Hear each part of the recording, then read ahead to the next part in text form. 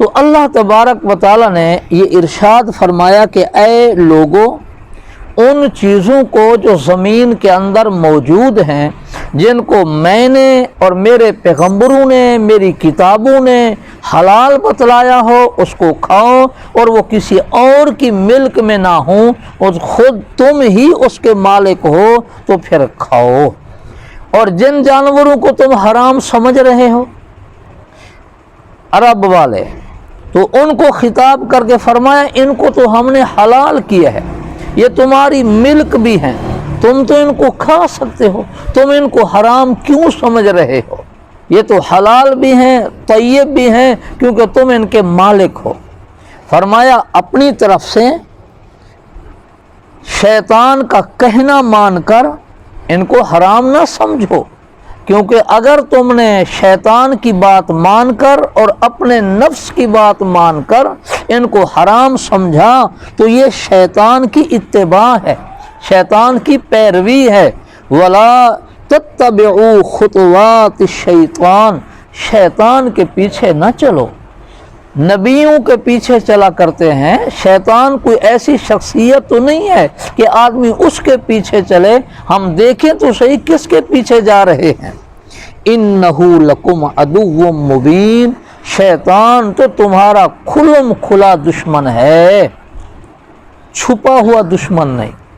ایک ہوتا ہے دشمن چھپا ہوا، یہ شیطان وہ دشمن ہے ہمارا جو شروع سے آ رہا ہے، اور جس نے صاف لفظوں میں اللہ پاک کے سامنے وعدہ کر کے آیا تھا اور قسم اٹھا کر اس نے وعدہ کیا تھا، اے اللہ میں دنیا میں جا رہا ہوں، آپ نے مجھے جنت سے نکال دیا، میں جن کی وجہ سے جنت سے نکلا ہوں نا، میں ان کو گمراہ کروں گا جا کر، اور قسم اٹھا کر آیا ہے، اور اس نے گمراہ کرنے کی پوری کوششیں کر رکھی ہیں۔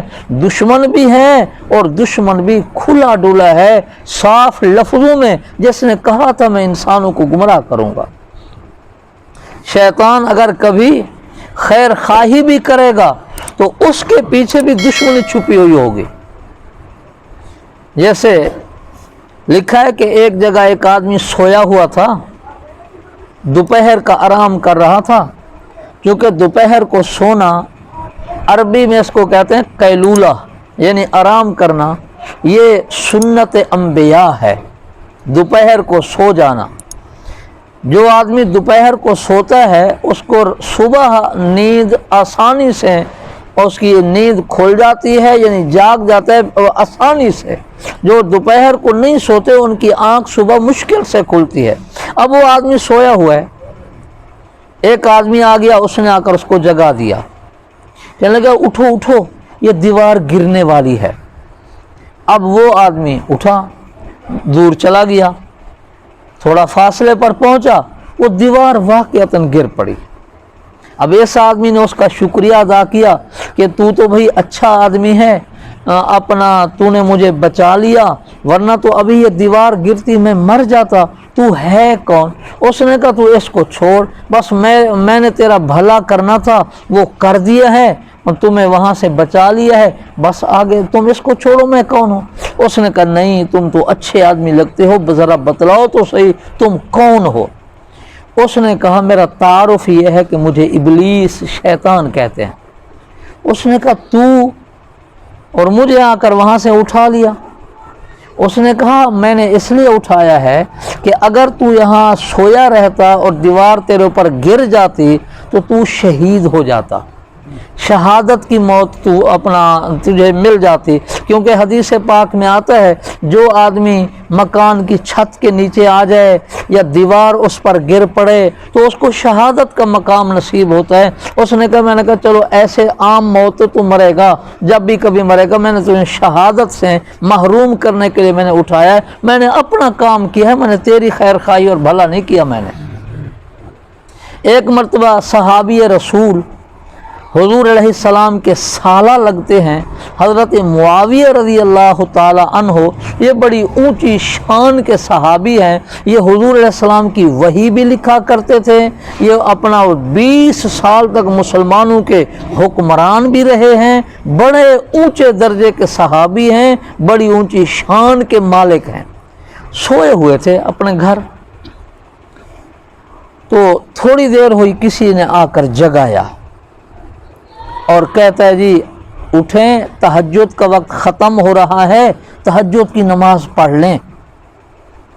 तो इन्होंने ज़रा उसको पकड़ लिया कि तू कौन है, क्योंकि ये अमीरुल मोमिनीन थे, मेरे घर में तू बग़ैर इजाज़त के कैसे आया।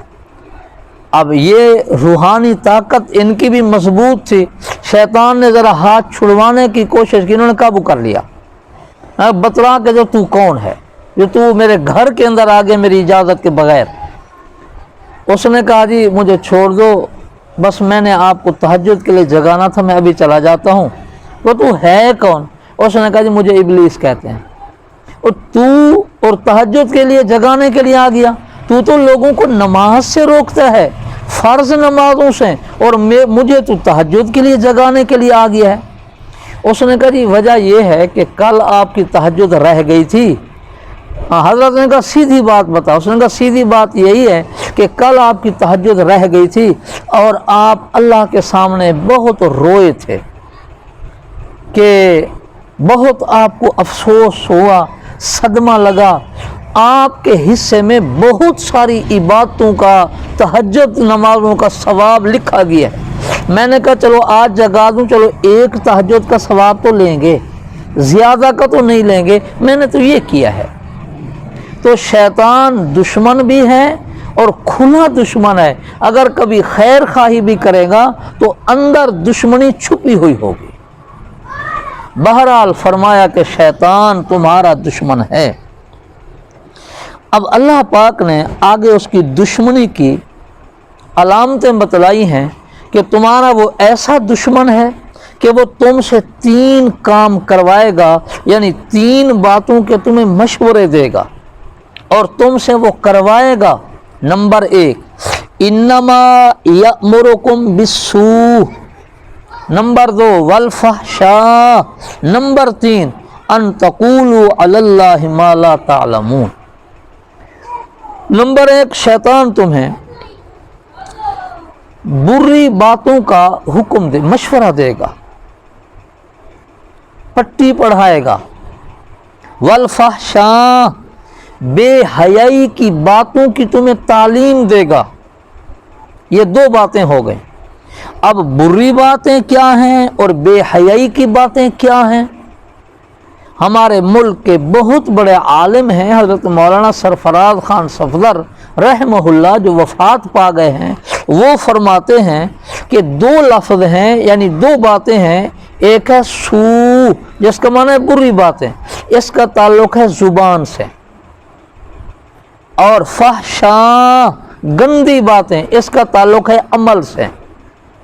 ज़ुबान से शैतान तुम्हारी ज़ुबान से बुरी बातें निकलवाएगा। गालियाँ हो गई, गीबत हो गया, दूसरों को अपना तरह जो झूठ हो गया, हर वो गुनाह जो ज़ुबान से हो सकता है, इल्ज़ाम तराशी, दूसरे को ताना देना, दूसरे पर लानत करना, हर वो गुनाह जो ज़ुबान से हो सकता है। सू का मतलब ये है तुम्हारी ज़ुबान से बुरी बातें निकलवाएगा और अपना कभी कहेगा, कभी तुम कहोगे मुझे गुस्सा आया था मैंने इसलिए कह दिया, कभी कुछ कहोगे कभी कुछ कहोगे, और ये सारा कुछ क्या होगा? शैतान की वजह से होगा। तुम्हारी ज़ुबान को वो गुनाह के काम में लगा देगा। और फहशा गंदी बातें जिनका ताल्लुक़ अमल से है। अमल से क्या? ज़िना करना, चोरी करना, शराब पीना, जुआ खेलना, रिश्वत लेना, जितने बुरे काम अमल से हो सकते हैं, हाथ से पाँव से, इनका ताल्लुक़ है। वो तुम्हारी ज़ुबान को भी गलत इस्तेमाल कराएगा, तुम्हारे जिस्म को भी गलत इस्तेमाल करवाएगा। ये है शैतान का काम। और हज़रत फरमाते हैं یہ بھی ہے اپنا، یہ بھی ہو سکتا ہے کہ سو کا مطلب ہے وہ گناہ جو ظاہراً کیے جاتے ہیں، ظاہراً کھلم کھلا گناہ کیے جاتے ہیں جو، اور فحشاء کا معنی ہے وہ گناہ جو چھپ کر کیے جاتے ہیں، وہ ظاہراً بھی تمہیں اللہ کا نافرمان بنائے گا، اور تمہاری چھپی ہوئی جو زندگی ہے، جو مخفی تمہارے گوشے ہیں زندگی کے، وہ بھی اللہ کی نافرمانی میں گزروائے گا۔ اب ہم دیکھ لیں، ظاہری ہماری زندگی اور چھپی ہوئی ہماری زندگی اگر گناہ کے کام میں لگ رہی ہے تو ہم یوں سمجھ لیں کہ یہ شیطان کی تعلیم ہے، اور اگر اچھے کاموں میں لگ رہی ہے، نیکی کے کاموں میں خرچ ہو رہی ہے، پھر سمجھیں کہ اللہ کی طرف سے۔ اور تیسری چیز وَأَن تَقُولُوا، اور شیطان تمہیں یہ پٹی پڑھائے گا کہ ایسی ایسی باتیں کرو علی اللہ ما لا تعلمون، اور باتیں وہ اللہ کے ذمے لگاؤ کہ اللہ نے ہمیں یوں کہا ہے، یعنی غیر دین کو دین بنا کر لوگوں کے سامنے پیش کرو۔ جو چیز دین نہیں ہے، اللہ کے رسول نے، صحابہ کرام نے، بزرگان دین نے ایک کام کو نہیں کیا، غیر دین کو دین بنا کر پیش کر دو اور لوگوں کو سامنے کہو یہ جتنی ہماری رسمیں ہیں، ہمارے رواج ہیں، خصوصاً یہ وفات کے بعد جو رسمیں شروع ہوتی ہیں اور شادی کے موقع پر جو رسمیں شروع ہوتی ہیں، باپ دادے سے وہ آ رہی ہے کہ یوں بھی کرنا ہے، یوں بھی کرنا ہے، اور وفات کے بعد بہت ہماری رسمیں ہوتی ہیں، یوں بھی کرنا ہے، یہ بھی کرو، یہ بھی کرو، رسموں کا نام دین رکھ لیا گیا، اور وہ رسمیں جو شروع ہوتی ہیں، لڑائیاں بھی ہو رہی ہیں، جھگڑے بھی ہو رہے ہیں، پتہ نہیں کیا اور کیا ہو رہا ہے، رسم کے اوپر جو آدمی کھڑا ہے بس اسی پر کھڑا ہے اور کہتا ہے یہ دین کا حصہ ہے۔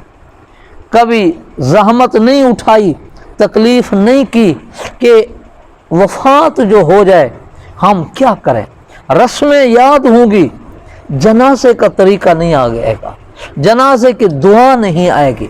اگر ہمارے لوگوں کو جنازے کی دعائیں آتی ہوتی تو کیا ضرورت تھی دن میں ہم 4 جنازے پڑھیں، تو مولوی صاحب کو کہنا پڑتا ہے، نیت بھی بتلانی پڑتی ہے، اور پہلی تکبیر، دوسری تکبیر، تیسری، چوتھی کے بعد کیا کیا پڑھنا ہے مولوی صاحب کو بتانا پڑتا ہے۔ اگر کہیں نہ بتلایا جائے تو بعض لوگ تو ناراض ہوتے ہیں، یہ مولوی صاحب نے نیت نہیں بتلائی تھی، مولوی صاحب نے دعا نہیں پڑھوائی تھی۔ بھئی آپ کیا کرنے کے لیے آئے ہیں؟ آپ کی جو اتنی زندگی اور عمر ہو گئی ہے، آپ نے نماز جنازہ کی دعائیں بھی نہیں یاد کی آپ نے، تو نماز جنازہ کا پتہ تو نہیں ہے، لیکن رسمیں جو ہیں وہ خوب یاد ہوں گی اور آگے آگے ہوں گے رسموں میں، بھی یہ بھی کرو، یہ بھی کرو اور یہ بھی کرو۔ اور بدقسمتی سے ہمارے کچھ مشبہ شکل دین کے لبادے میں آئے اور انہوں نے ان رسموں کو اور مضبوط کیا، جی بالکل ٹھیک کہہ رہے ہو، بس فلان دن خیرات کر لو، تمہارا میت جو ہے وہ بخشا گیا۔ اور اس نے کہا ہاں جی جتنا پڑھا ہے تم سارے میری ملک کرو، حالانکہ کہیں یہ شریعت کا حکم نہیں ہے یہ پڑھو تم اور ملک مولوی صاحب کے کرو۔ کیوں بھائی؟ اللہ ہماری نہیں سنتا، وہ خدا ہمارا نہیں ہے، یہ سب دھوکہ ہے، کوئی کسی کی ملک نہ کرے۔ ان پڑھ آدمی ہے، اپنے مردے کو خود ہی اصال ثواب کرو، ضرورت بھی ہے، ان کا حق بھی ہے، آپ کریں، 3 مرتبہ کل شریف پڑھیں، اسی کا ثواب بھیج دیں، درود شریف پڑھ کر آپ ثواب بھیج دیں، سورۃ فاتحہ پڑھ کر آپ ثواب بھیج دیں، جتنا ہو سکتا ہے میت کو ثواب پہنچانے کے لیے آپ غریبوں کو اپنا ہاتھ چھپا کر کسی کو دے دیں، کسی غریب کی ضروریات پوری کریں، ثواب خود بخود پہنچ جائے گا۔ یہ کوئی ضروری نہیں ہے آپ اتنی دیگیں پکائیں، یہ انتظام کریں، خیرات ہو، فلاں فلاں آئیں گے، پھر ختم شریف پڑھا جائے گا، پھر مولوی صاحب کی ملک کیا جائے گا، یہ سب رسمیں ہیں، اللہ کے دین کے ساتھ ان کو کوئی تعلق نہیں ہے۔ اصال ثواب پہنچانا وہ بالکل ہے اور آپ ضرور کریں، لیکن یہ پابندیاں نہیں ہیں کہ دن کے 9 بجے ہو، پہلے ہی وقت ہو، پچھلے ٹائم نہ ہو، نہیں، آپ رات کو ثواب پہنچائیں، مغرب کو پہنچائیں، عصر کو پہنچائیں، دن کے شروع حصے میں پہنچائیں، پیسے دے کر پہنچائیں، کپڑے دے کر پہنچائیں، تھوڑا خرچ کر کے پہنچائیں، زیادہ خرچ کر کے پہنچائیں، آپ کے میت کو ثواب پہنچ جائے گا۔